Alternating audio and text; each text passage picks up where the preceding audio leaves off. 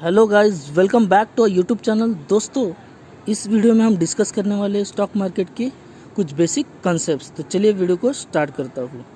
दोस्तों, इस दुनिया में पैसा कौन नहीं कमाना चाहता। पैसा इंसान की ज़रूरत पूरा करने के लिए बहुत ही ज़रूरी है।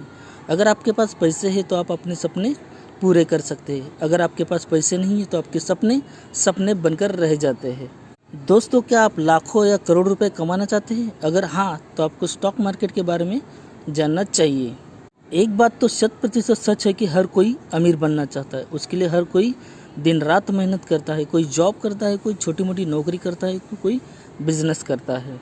वैसे तो अमीर बनने के कई सारे नियम हैं, लेकिन उन नियमों के अलावा मैं आपको कुछ ऐसी चीज़ बताने वाला हूँ जिसे लेकर हर कोई दुविधा में रहता है। जी हाँ दोस्तों, आपने बिल्कुल सही समझा। मैं स्टॉक मार्केट के बारे में बात कर रहा हूँ, क्योंकि अधिकतर लोग जानते ही नहीं कि स्टॉक मार्केट होता क्या है। ऐसे में आप चिंता मत कीजिए, क्योंकि आज की इस वीडियो में मैं आपको स्टॉक मार्केट के बारे में कुछ ऐसी जानकारी देने वाला हूँ जिसे सुनने के बाद आपके कॉन्सेप्ट्स के बारे में समझ आ जाएगा। बिना एक पल की देरी किए शुरू करते हैं आज की हमारी ये वीडियो। लेकिन वीडियो शुरू करने से एक छोटी सी रिक्वेस्ट है, चैनल पर नए हो तो चैनल को लाइक एंड सब्सक्राइब कर दीजिएगा, ताकि इसी प्रकार की वीडियो आपको मिलती रहे। दोस्तों, जब कभी भी स्टॉक मार्केट की बात आती है तब सभी कहते हैं इसमें बहुत रिस्क है। अगर रिस्क की बात करें तो रिस्क तो गाड़ी चलाने में भी है, लेकिन अगर आपको गाड़ी अच्छे से चलाने आती है तो डरने की कोई आवश्यकता नहीं है। दोस्तों, सबसे पहले बताना चाहूँगा, रिस्क और कैलकुलेटेड रिस्क में फ़र्क होता है। कैलकुलेटेड रिस्क कब तक लेते हैं? जब तक आपको पता होता है कि यहाँ पर फ़ायदा होने की संभावना है।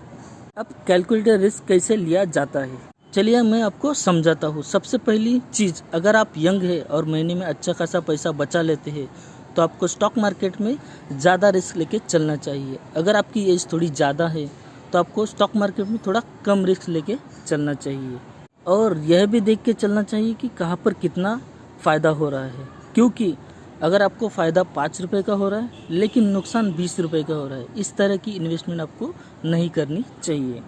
अब स्टॉक मार्केट असल में होता क्या है, इसके बारे में भी जान लेते हैं। दोस्तों, हर कंपनी को आगे बढ़ने के लिए पैसे चाहिए होते हैं, और पैसे की ज़रूरत पूरे करने के 3 तरीके होते हैं।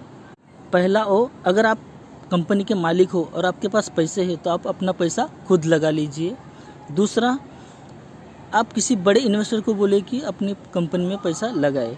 और तीसरा जो है पब्लिक फंडिंग। पहले और दूसरे तरीके में यानी कि पब्लिक यानी कि हमारा कोई रोल नहीं है, लेकिन तीसरा जो है पब्लिक फंडिंग, इसमें पब्लिक यानी कि आम जनता का रोल आता है। पब्लिक फंडिंग के लिए कंपनी आम जनता से पैसा लेती है और अपने शेयर्स मार्केट में ऑफर करती है, जिसे हम IPO कहते हैं, यानी कि इनिशियल पब्लिक ऑफर। आम लोग कंपनी के शेयर्स को यहीं से खरीदते हैं और कंपनी के छोटे से हिस्सेदार बन जाते हैं। जब कभी भी कंपनी फ़ायदे में जाती है तो वो फ़ायदा उन्हें भी होता है, और जब कभी भी कंपनी घाटे में जाती है तो वो घाटा उन्हें भी होता है। तो चलिए एक एग्जांपल से समझते हैं। उदाहरण के तौर पर, अगर किसी कंपनी की कीमत 3 करोड़ रुपए है और उसने अपने 3 लाख के शेयर्स निकाले, तो उसके हर एक शेयर्स की कीमत 100 रुपये होगी। जैसे कि आप उसके 20 शेयर्स खरीद लेते हैं तो आप उस कंपनी के 2000 रुपये के मालिक बन जाते हैं।